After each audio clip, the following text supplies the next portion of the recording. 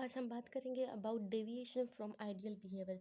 Deviation हम कहते हैं एक चीज़ को ना मानने को। तो हमारे पास जो आइडियल गैस होता है, सही है, हमारे पास दो टाइप ऑफ गैस होती है। एक हमारे पास आइडियल होती है जिसको हम परफेक्ट गैसेस भी कहते हैं, और एक हमारे पास नॉन आइडियल गैसेस होती है। आइडियल गैसेस हमारे पास वो होती है जो कि in all temperature and pressure में हमारे पास काइनेटिक मॉलिक्यूलर थ्योरी के जितने भी पोस्टुलेट है वो उनको ओबे करता है। So that is non your ideal gas. और हमारे पास नॉन रियल गैसेस, हमारे पास वो गैसेस है जो कि हमारे पास जो है टेम्परेचर प्रेशर पे जो है in the nature of a gas, इन पे डिपेंड करता है। तो हम उसको कहते हैं नॉन आइडियल गैसेस। अच्छा, आइडियल केस में हमारे पास ये होता है कि ये हमारे पास टेम्परेचर एंड प्रेशर पे जो है डिपेंडेंट नहीं होता है according to kinetic molecular theory. And favourable condition है कि कोई गैस हमारे पास कब आइडियली जो है बिहेव करेगी, वो हमारे पास है high pressure and low temperature. ये एक इसका बेसिक कंडीशन है कि हमारे पास गैस जो है वो हमारे पास आइडियल बिहेवियर शो करता है। अब नॉन आइडियल गैस में हमारे पास क्या होता है कि गैस हमारे पास डिपेंड करता है। मैं इसको ऐसे लिख सकती हूँ that gas depend upon pressure, volume, temperature and the nature of gas molecule. अगर ये इन चीज़ों पे डिपेंड करता है तो हम उसको कहते हैं नॉन आइडियल गैस। इसको हम जो है रियल गैस भी कह सकते हैं। इसको हम कहते हैं रियल गैस। अब हमारे पास जो है एक्सटेंट होता है कि हमारे पास कब जो है डिविएट कर जाएगी। फॉर एग्जांपल, हमारे पास जितने भी गैस है वो हमारे पास रियल गैसेस है, क्योंकि हमारे पास टेम्परेचर एंड प्रेशर में वेरिएशंस आती है। दैट्स वाई द डिविएट कर जाती है आइडियल गैस से। हमारे पास जो आइडियल गैस का इक्वेशन है P V is equal to n R T.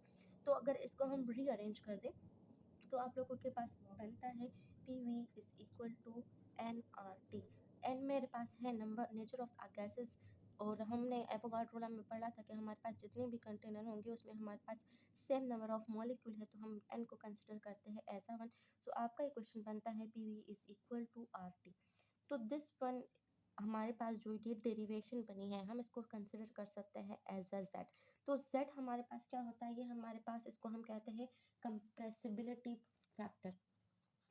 Compressibility factor. Compressibility factor अब हमारे पास क्या होता है, ये हमारे पास एक्सटेंट होता है जो हमें बताता है कि आपका आइडियल गैस जो है वो किस डायरेक्शन में या किस एक्सटेंट तक जो है वो डिविएट कर जाएगी आइडियल बिहेवियर से नॉन आइडियल बिहेवियर तक।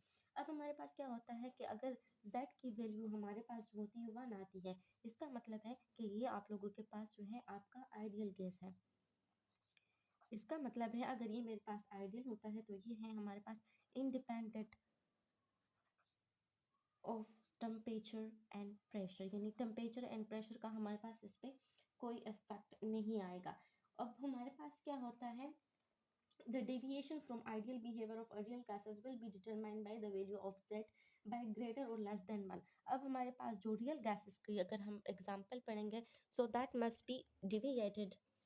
अगर मैं हम रियल गैसेस की बात करें तो उसमें हमारे पास z की वैल्यू ग्रेटर और लेस देन 1 आती है। अगर आप लोगों की कंप्रेसिबिलिटी की वैल्यू ग्रेटर और 1 देन लेस आती है तो इसका मतलब है ये हमारे पास रियल गैसेस हैं। The difference between the unity and the value of the compressibility factor of the gas as measure the degree of non ideality of a gas. ये वैल्यू हमारे पास डिटरमिन करती है कि कौन सी गैस आपके पास रियल है, क्या रियल नहीं है। अगर उसकी z की वैल्यू हमारे पास इक्वल आ जाती है 1 के, तो इसका मतलब है कि ये गैस आप लोगों के पास आइडियल गैस है। एंड ये हमारे पास रियल गैस अगर z की value greater and less than 1 आती है तो ये हमारे पास रियल गैसेस है। And real gases it depend upon on the temperature and pressure.